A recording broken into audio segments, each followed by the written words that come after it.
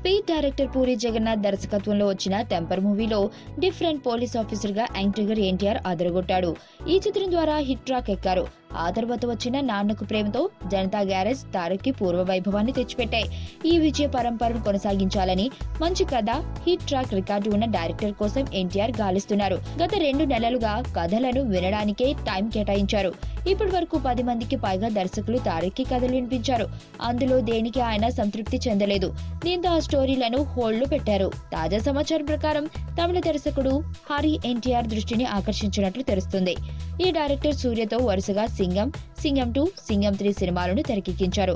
కొన్ని రోజుల క్రితం విడుదలైన సింగం 3 టీజర్ ని చూసి ఎన్టీఆర్ ఫ్లాట్ అయ్యారని, దీంతో ఆ దర్శకుడిని పిలిపించుకుని తనకి సింగం లాంటి కథను సిద్ధం చేయమని అడిగినట్లు ఫిలిం నగర్ వాసులు చెప్పుకుంటున్నారు.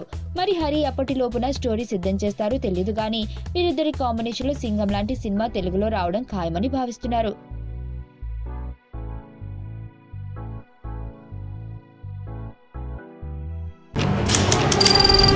నీ స్నేహితుడు ఎవరో తెలిస్తే నీ క్యారెక్టర్ తెలుస్తుంది. నీ శత్రువు ఎవరో తెలిస్తే నీ కెపాసిటీ తెలుస్తుంది.